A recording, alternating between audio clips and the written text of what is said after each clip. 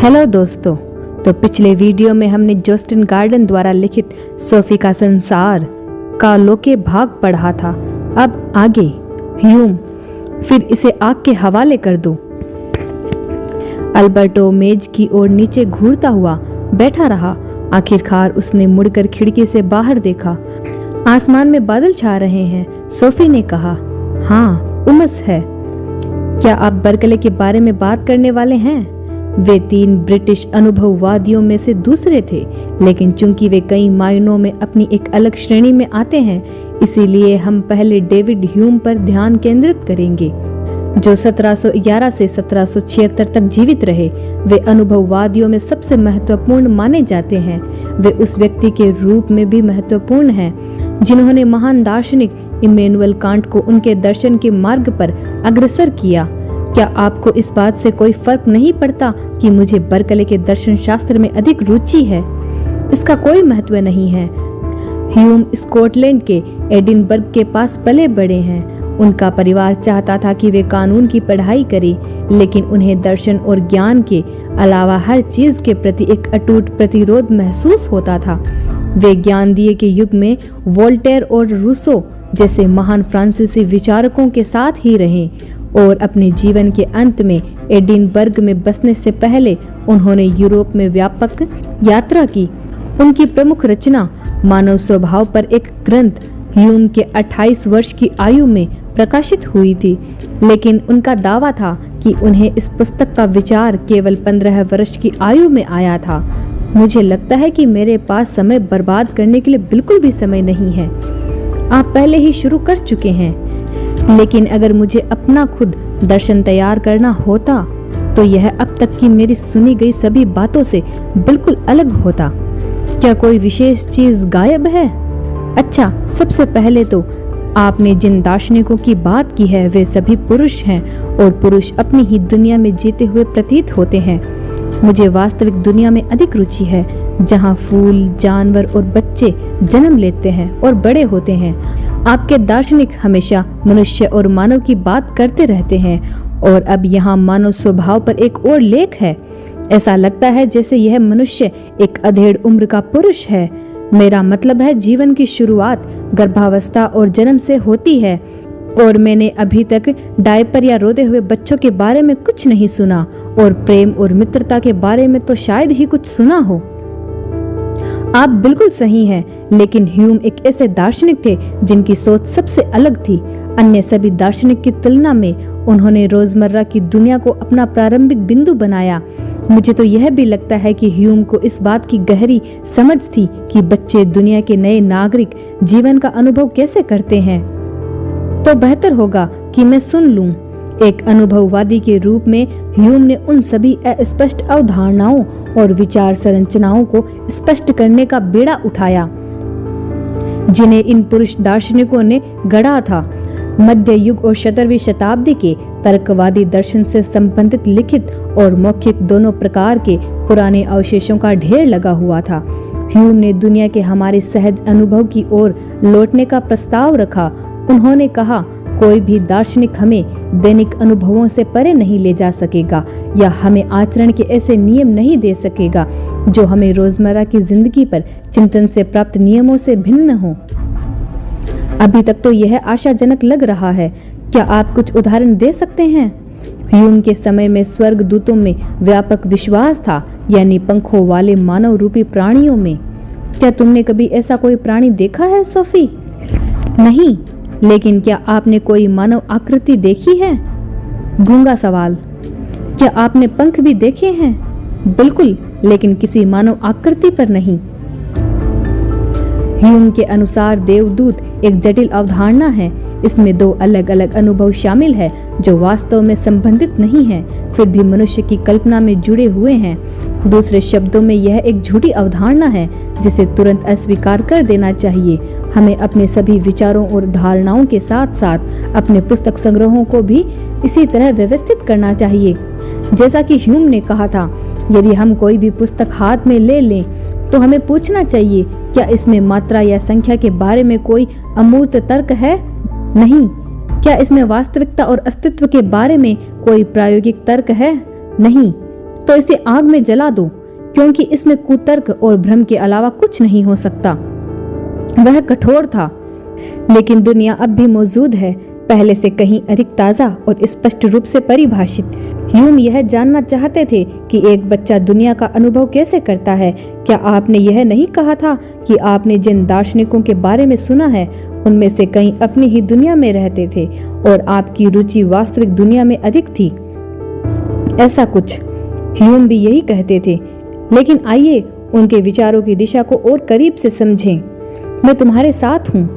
Hume ने यह स्थापित करके शुरुआत की कि मनुष्य के पास दो अलग अलग प्रकार की धारणाएं होती है, अर्थात छाप और विचार।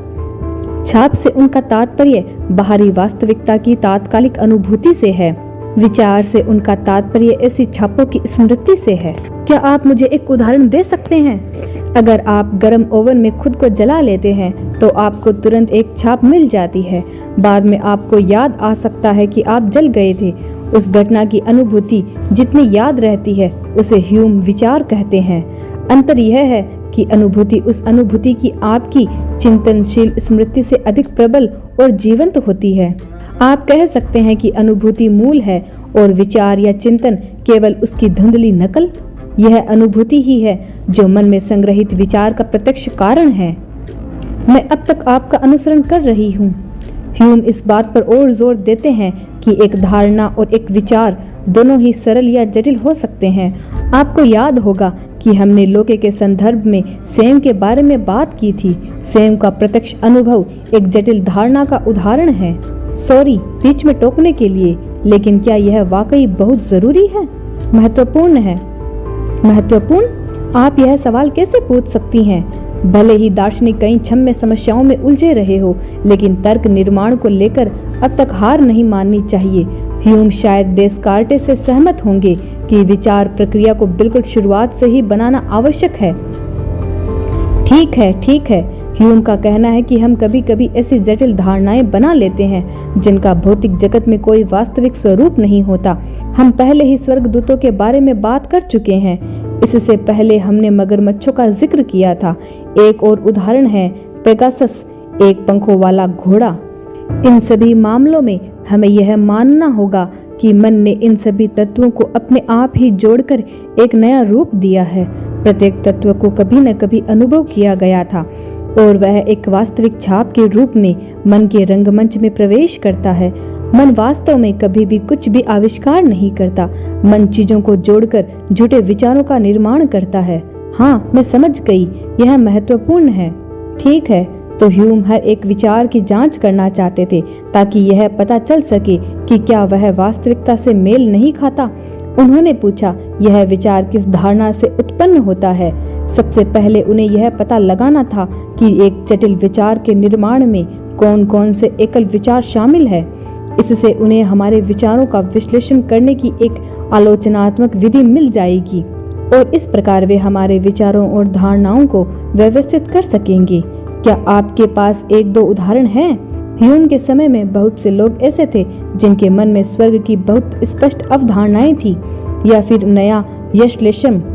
आपको याद होगा कि डेस्कार्टेस ने कैसे संकेत दिया था कि स्पष्ट और विशिष्ट विचार अपने आप में इस बात की गारंटी हो सकते हैं कि वे किसी ऐसी चीज से मेल खाते हों जो वास्तव में मौजूद हैं। मैंने कहा था कि मैं विशेष रूप से भुलक्कड़ नहीं हूँ। हमें जल्द ही एहसास होता है कि स्वर्ग की हमारी धारणा अनेक तत्वों से मिलकर बनी है। स्वर्ग में मोती के द्वार, सोने की सड़कें, असंख्य देवदूत आदि शामिल है। फिर भी हमने हर चीज को अलग अलग तत्वों में विभाजित नहीं किया, क्योंकि मोती के द्वारा, सोने के सड़कें और देवदूत सभी अपने आप में जटिल अवधारणाएं हैं। जब हम यह पहचान कर लेते हैं कि स्वर्ग की हमारी धारणा मोती, द्वार, सड़क, सोना, सफेद वस्त्रधारी आकृति और पंख जैसी एकल धारणाओं से बनी है, तभी हम स्वयं से यह प्रश्न पूछ सकते हैं कि क्या वास्तव में हमारे मन में कभी ऐसी कोई सरल धारणा थी? इन सभी सरल छापों को काटकर हमने एक विचार से चिपका दिया। हमने ठीक यही किया, क्योंकि अगर हर इंसान कल्पना करते समय कुछ करते हैं तो वो है कैंची और गोंद का इस्तेमाल करना। लेकिन ह्यूम इस बात पर जोर देते हैं कि हमारे विचारों में हम जिन तत्वों को एक साथ रखते हैं वे किसी न किसी समय सरल छाप के रूप में मन में प्रवेश कर चुके होते हैं। जिस व्यक्ति ने कभी सोना नहीं देखा वह कभी भी सोने की सड़कों की कल्पना नहीं कर सकता। वह बहुत चतुर थे।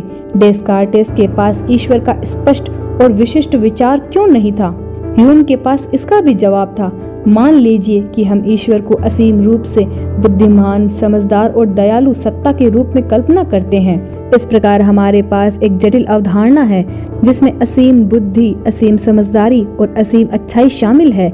यदि हमने कभी बुद्धि, समझदारी और अच्छाई को नहीं जाना होता तो हमारे पास ईश्वर की ऐसी अवधारणा कभी नहीं होती।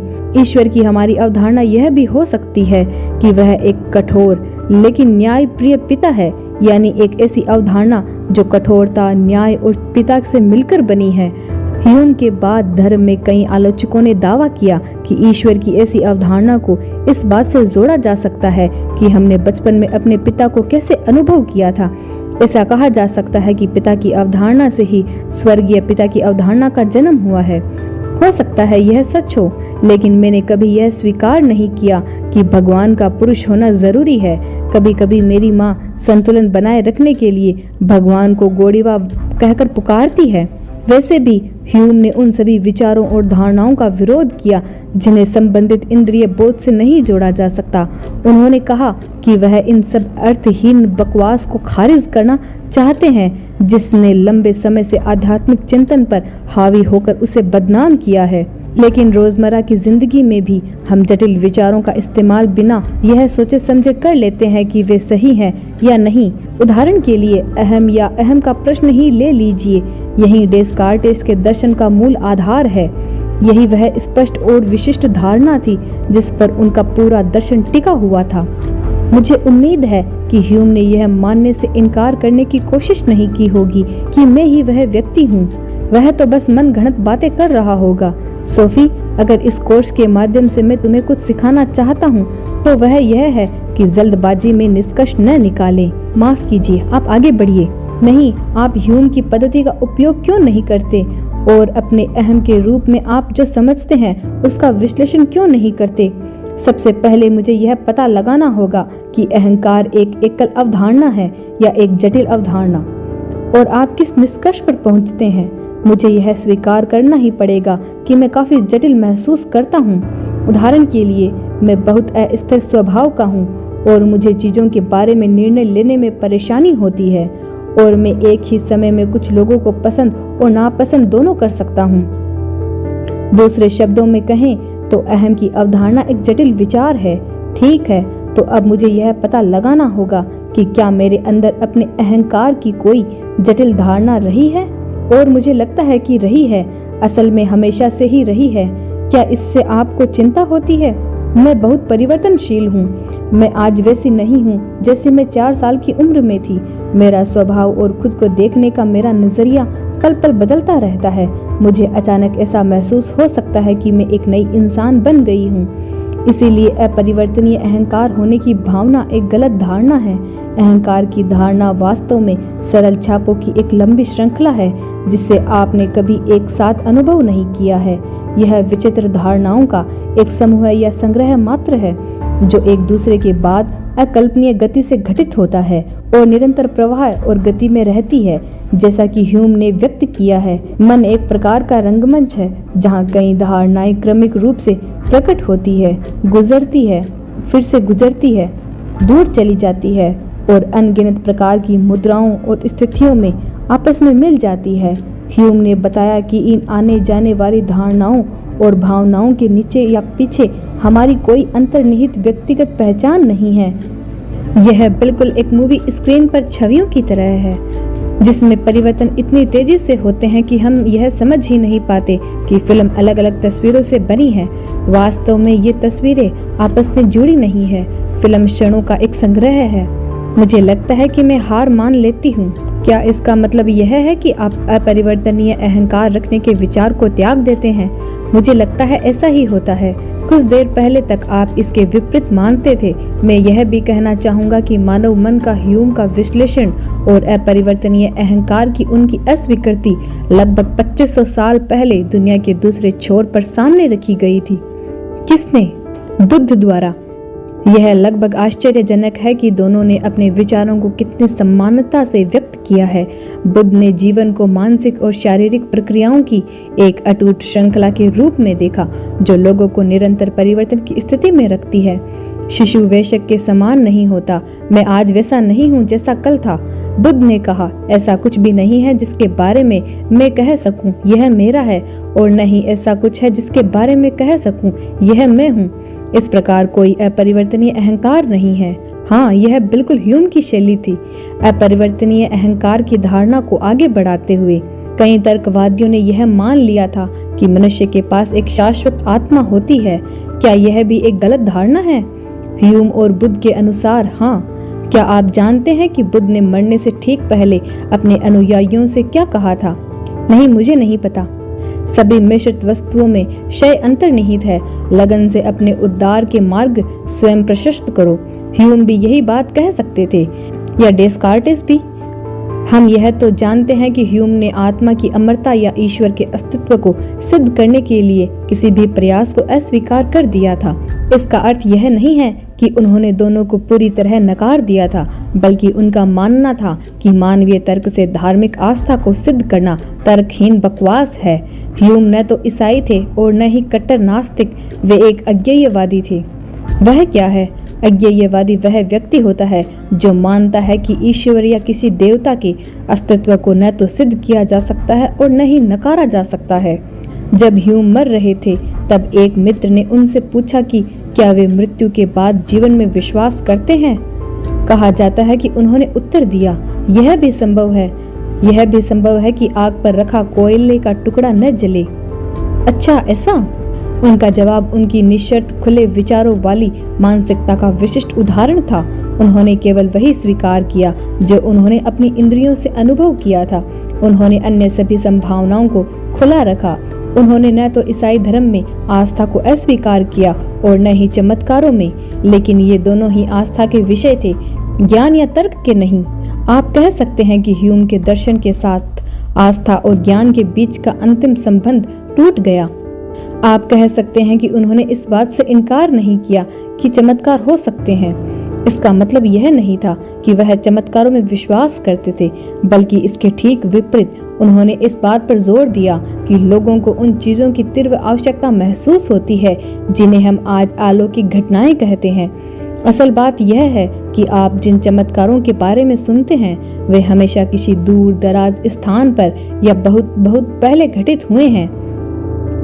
वास्तव में ह्यूम ने चमत्कारों को इसलिए नकार दिया क्योंकि उन्होंने कभी किसी चमत्कार का अनुभव नहीं किया था कि वे भी नहीं हो सकते। आपको इसका स्पष्टीकरण देना होगा। ह्यूम के अनुसार चमत्कार प्रकृति के नियमों के विरुद्ध है, लेकिन यह दावा करना व्यर्थ है कि हमने प्रकृति के नियमों का अनुभव किया है। हम अनुभव करते हैं कि जब हम पत्थर को छोड़ते हैं तो वह जमीन पर गिर जाता है, और यदि वह नहीं गिरा तो ठीक है, हम ऐसा अनुभव करते हैं। मैं कहूंगी कि यह एक चमत्कार या कोई अलौकिक घटना थी। तो आप मानते हैं कि दो प्रकार की प्रकृति होती है, एक प्राकृतिक और एक अलौकिक। क्या आप तर्कवाद की बकवास की ओर वापस नहीं जा रहे हैं? शायद, लेकिन मुझे अब भी लगता है कि जब मैं पत्थर को छोड़ूंगा तो वह जमीन पर गिर जाएगा। क्यों? अब तुम बहुत बुरा बर्ताव कर रहे हो। मैं बुरा नहीं हूँ सोफी। एक दार्शनिक के लिए प्रश्न पूछना कभी गलत नहीं होता। हम शायद ह्यूम के दर्शन के मूल तक पहुँच रहे हैं। मुझे बताओ कि तुम इतने निश्चित कैसे हो सकती हो कि पत्थर हमेशा धरती पर ही गिरेगा। मैंने इसे इतनी बार होते देखा है कि मुझे पूरा यकीन है। ह्यूम कहते थे कि आपने कई बार पत्थर को जमीन पर गिरते देखा होगा, लेकिन आपने कभी यह अनुभव नहीं किया होगा कि वह हमेशा गिरेगा। आमतौर पर कहा जाता है कि पत्थर गुरुत्वाकर्षण के नियम के कारण जमीन पर गिरता है, लेकिन हमने कभी ऐसे नियम का अनुभव नहीं किया है। हमने केवल इतना अनुभव किया है कि चीजें गिरती है। क्या वे दोनों एक ही बात नहीं है? पूरी तरह नहीं। आप कहते हैं कि आपको विश्वास है कि पत्थर जमीन पर गिरेगा क्योंकि आपने इसे कई बार होते देखा है। यही तो ह्यूम का मुख्य बिंदु है। आप एक ऐसी घटना के बाद दूसरी घटना घटने के इतने आदी हो चुके हैं कि आप हर बार पत्थर को छोड़ने पर ऐसा ही होने की उम्मीद करते हैं। इसी तरह प्रकृति के अटूट नियम की अवधारणा का जन्म होता है। क्या उसका सचमुच यही मतलब था कि ऐसा संभव है कि कोई पत्थर न गिरे? शायद वह भी आपकी तरह ही आश्वस्त था कि हर बार कोशिश करने पर यह गिर जाएगा, लेकिन उसने बताया कि उसे यह अनुभव नहीं हुआ था कि ऐसा क्यों होता है। अब हम फिर से बच्चों और फूलों से बहुत दूर आ गए हैं।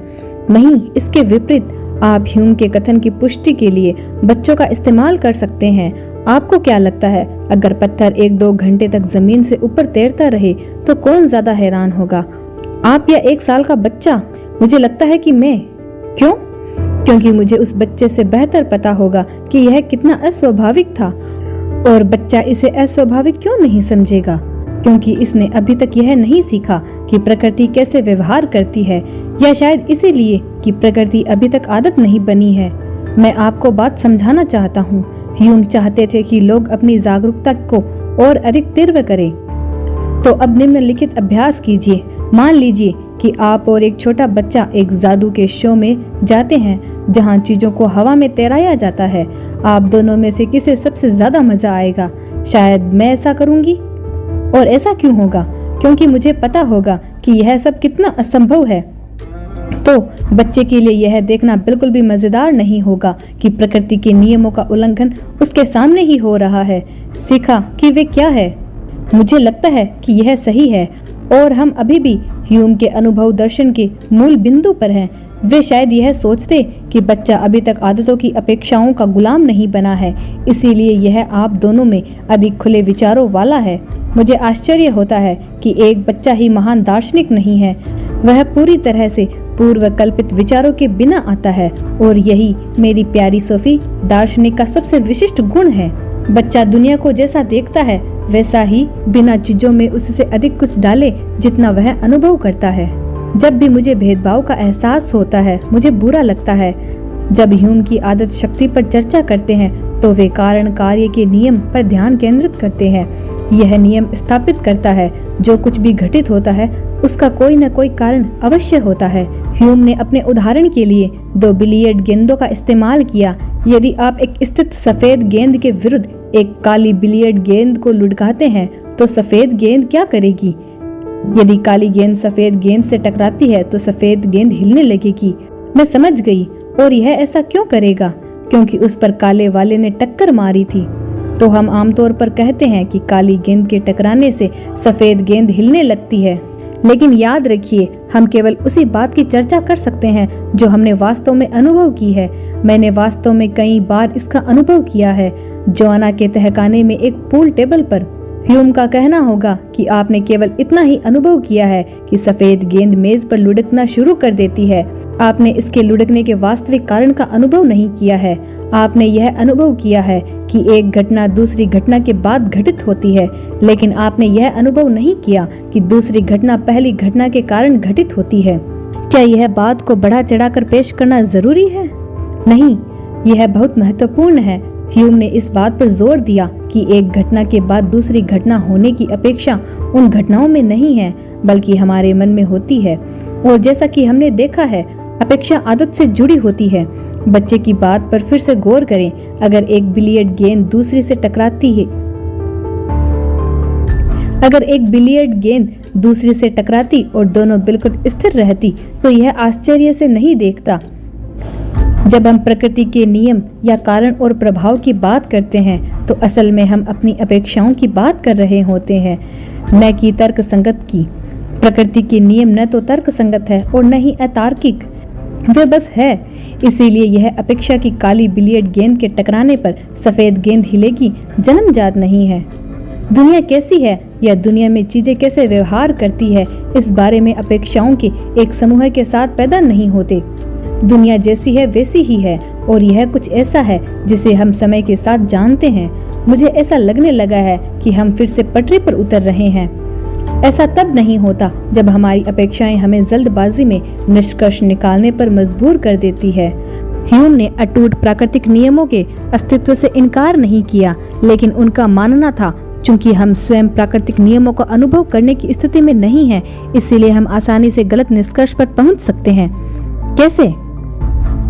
खैर, मैंने काले घोड़ों का पूरा झुंड देखा है। इसका मतलब यह नहीं है कि सभी काले घोड़े काले होते हैं। घोड़े काले हैं? नहीं, बिल्कुल नहीं। हालांकि मैंने अपने जीवन में केवल काले कौवे ही देखे हैं। इसका मतलब यह नहीं है कि सफेद कौवा होता ही नहीं। एक दार्शनिक और एक वैज्ञानिक दोनों के लिए ही सफेद कौवे को खोजने की संभावना को नकारना महत्वपूर्ण नहीं है। आप लगभग यह कह सकते हैं कि सफेद कौवे की खोज ही विज्ञान का मूल कार्य है। हाँ, मैं समझी। कारण और परिणाम के प्रश्न में कई लोग यह मान सकते हैं कि बिजली कड़कने के कारण ही गरज होती है, क्योंकि गरज बिजली कड़कने के बाद आती है। यह उदाहरण बिलियर्ड गेंदों वाले उदाहरण से बहुत अलग नहीं है। लेकिन क्या वास्तव में बिजली कड़कने के कारण है? वास्तव में नहीं, क्योंकि दरअसल ये दोनों घटनाएं एक ही समय पर घटित होती है। बिजली और गरज दोनों ही विद्युत निर्वहन के कारण होती है। इसीलिए वास्तव में 1/3 कारण उन दोनों का कारण बनता है। सही। हमारे ही युग के एक अनुभववादी बर्ट्रैंड रसेल ने एक और भी विचित्र उदाहरण दिया। एक मुर्गी जो हर दिन यह देखती है कि किसान की पत्नी मुर्गी खाने में आती है तो उसे दाना मिलता है, अंततः इस निष्कर्ष पर पहुंचेगी कि किसान की पत्नी के आने और उसके कटोरे में दाना डाले जाने के बीच एक कारण कार्य संबंध है। लेकिन एक दिन मुर्गी को उसका खाना नहीं मिलता। नहीं, एक दिन किसान की पत्नी आती है और मुर्गी का गला दबा देती है। छी, कितना घिनौना है। एक घटना के बाद दूसरी घटना का घटित होना यह अनिवार्य रूप से नहीं दर्शाता कि उनके बीच कोई कारण कार्य संबंध है। दर्शन शास्त्र का एक मुख्य उद्देश्य लोगों को जल्दबाजी में निष्कर्ष निकालने से रोकता है। इससे वास्तव में कई प्रकार के अंधविश्वास उत्पन्न हो सकते हैं। ऐसा कैसे? आप सड़क पार करती हुई एक काली बिल्ली देखते हैं, उसी दिन बाद में आप गिर जाते हैं और आपकी बाह टूट जाती है, लेकिन इसका मतलब यह नहीं है कि इन दोनों घटनाओं के बीच कोई सीधा संबंध है। विज्ञान में जल्दबाजी के निष्कर्ष निकालना विशेष रूप से महत्वपूर्ण है। उदाहरण के लिए, अगर बहुत से लोग किसी खास दवा के सेवन के बाद ठीक हो जाते हैं, इसका मतलब यह नहीं है कि दवा ने उन्हें ही ठीक किया है। इसलिए यह जरूरी है कि हमारे पास ऐसे मरीजों का एक बड़ा झुंड हो जिन्हें लगता है कि उन्हें भी वही दवा दी जा सकती है, लेकिन असल में उन्हें सिर्फ आटा और पानी दिया जा रहा होता है। अगर ये मरीज भी ठीक हो जाते हैं तो कोई तीसरा कारण जरूर होगा, जैसे कि यह विश्वास की दवा काम करती है और उसने उन्हें ठीक कर दिया है। मुझे लगता है कि अब मुझे समझ आने लगा है कि अनुभववाद क्या है। ह्यूम ने नीति शास्त्र के क्षेत्र में भी तर्कवादी विचारधारा का विरोध किया। तर्कवादियों का हमेशा से यह मानना रहा है कि सही और गलत में भेद करने की क्षमता मानव बुद्धि में अंतर्निहित होती है। शुक्रान से लेकर लोके तक कई दार्शनिकों ने हमें तथाकथित प्राकृतिक अधिकार का यह विचार मिलता है, लेकिन ह्यूम के अनुसार हम जो कहते हैं और करते हैं वह बुद्धि से निर्धारित नहीं होता। तो वो क्या है? यह हमारी भावनाएं हैं। यदि आप किसी जरूरतमंद की मदद करने का फैसला करते हैं तो आप ऐसा अपनी भावनाओं के कारण करते हैं, न कि अपने तर्क के कारण। अगर मेरा मदद करने का मन ही नहीं है तो क्या होगा? यह भी भावनाओं का मामला होगा। किसी जरूरतमंद की मदद न करना न तो उचित है और न ही अनुचित, लेकिन यह निर्दयतापूर्ण हो सकता है। लेकिन इसकी भी कहीं न कहीं एक सीमा होनी चाहिए। हर कोई जानता है कि हत्या करना गलत है। ह्यूम के अनुसार हर किसी में दूसरों के कल्याण की भावना होती है, इसीलिए हम सभी में करुणा की क्षमता होती है, लेकिन इसका तर्क से कोई लेना देना नहीं है। मुझे नहीं पता कि मैं इससे सहमत हूँ या नहीं। सोफी, किसी दूसरे व्यक्ति से छुटकारा पाना हमेशा इतना नासमझी भरा नहीं होता। अगर आप कुछ हासिल करना चाहती है तो यह वास्तव में काफी अच्छा विचार हो सकता है। अरे 1 मिनट रुको, मैं विरोध करती हूँ। शायद आप यह समझाने की कोशिश कर सकते हैं कि किसी उपद्रवी व्यक्ति को क्यों नहीं मारना चाहिए। वह व्यक्ति भी जीना चाहता है, इसीलिए उसको उसे मारना नहीं चाहिए। क्या यह एक तार्किक कारण था? मुझे नहीं पता। आपने जो किया वह एक वर्णनात्मक वाक्य, यह व्यक्ति भी जीना चाहता है, से एक मानक वाक्य, इसीलिए आपको उसे नहीं मारना चाहिए। तर्क का निष्कर्ष निकालना था। तर्क की दृष्टि से यह बेतुका है। आप यह भी कह सकते हैं कि बहुत से लोग कर चोरी करते हैं, इसलिए मुझे उन्हें मारना चाहिए। मैं भी टैक्स में धोखाधड़ी करता हूँ। ह्यूम ने कहा था कि आप हैं वाक्यों से होना चाहिए, वाक्यों के निष्कर्ष नहीं निकाल सकते। फिर भी यह बेहद आम है, खासकर अखबारों के लेखों, राजनीतिक दलों के कार्यक्रमों और भाषण में। क्या आप कुछ उदाहरण देखना चाहेंगी? कृपया। अधिक से अधिक लोग हवाई यात्रा करना चाहते हैं, इसीलिए और अधिक हवाई अड्डों का निर्माण किया जाना चाहिए। क्या आपको लगता है कि यह निष्कर्ष सही है? नहीं, यह बकवास है। हमें पर्यावरण के बारे में सोचना होगा। मुझे लगता है कि हमें इसके बजाय और अधिक रेल मार्ग बनाने चाहिए। या फिर कहते हैं, नए तेल क्षेत्रों के विकास से जनसंख्या के जीवन स्तर में 10% की वृद्धि होगी। इसीलिए हमें यथासंभव शीघ्रता से नए तेल क्षेत्रों का विकास करना चाहिए। बिल्कुल नहीं, हमें पर्यावरण के बारे में फिर से सोचना होगा। और वैसे भी नॉर्वे में जीवन स्तर काफी ऊंचा है। कभी कभी कहा जाता है कि वह कानून सीनेट द्वारा पारित किया गया है, इसीलिए इस देश के सभी नागरिकों को इसका पालन करना चाहिए। लेकिन अक्सर ऐसे नियमों का पालन करना लोगों की गहरी आस्था के विरुद्ध होता है। हाँ, मैं समझती हूँ। इसीलिए हमने यह स्थापित कर लिया है कि हमें अपने आचरण को निर्धारित करने के लिए तर्क को मापदंड के रूप में उपयोग नहीं कर सकते। जिम्मेदारी से कार्य करना हमारे तर्क को मजबूत करने का मामला नहीं है, बल्कि दूसरों के कल्याण के प्रति हमारी भावनाओं को गहरा करने का मामला है। ह्यूम ने कहा था, पूरी दुनिया के विनाश को अपनी उंगली पर खरोंच लगने से बेहतर समझना तर्क के विपरीत नहीं है। यह तो रोंगटे खड़े कर देने वाला दावा है। अगर आप ताश के पत्तों को उलट पुलट कर देखें तो शायद यह भी और रोंगटे खड़े कर देने वाला हो जाता है। आप जानते हैं कि नाजियों ने लाखों यहूदियों का नरसंहार किया। क्या आप कहेंगे कि नाजियों की तर्क शक्ति में कुछ कमी थी, या आप कहेंगे कि उनके भावनात्मक जीवन में कुछ कमी थी? उनकी भावनाओं में निश्चित रूप से कुछ गड़बड़ी थी। उनमें से कई बेहद समझदार थे। सबसे क्रूर फैसलों के पीछे भी निर्मम सोच विचार होना कोई असामान्य बात नहीं है। युद्ध के बाद कई नाजियों को दोषी ठहराया गया, लेकिन उन्हें अविवेकपूर्ण होने के लिए दोषी नहीं ठहराया गया। उन्हें जनघन्य हत्यारों के रूप में दोषी ठहराया गया। ऐसा हो सकता है कि मानसिक रूप से स्वस्थ न होने वाले लोग भी अपने अपराधों से बरी हो जाएं। हम कहते हैं कि वे अपने कार्यों के लिए उत्तरदायी नहीं थे। किसी को भी कभी भी किसी अपराध के लिए इसीलिए बरी नहीं किया गया क्योंकि वह संवेदनशील था। मुझे आशा नहीं करनी चाहिए, लेकिन हमें सबसे भयावह उदाहरणों तक ही सीमित रहने की जरूरत नहीं है। अगर बाढ़ की आपदा से लाखों लोग बेघर हो जाते हैं, तो यह हमारी भावनाएं ही तय करती है कि हम उनकी मदद के लिए आगे आएंगे या नहीं।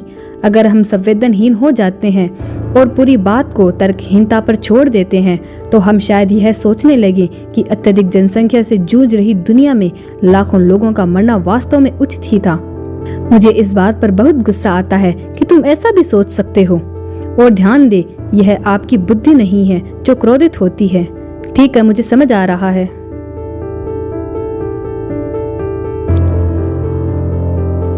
तो दोस्तों, यह था जस्टिन गार्डन द्वारा लिखित ह्यूम।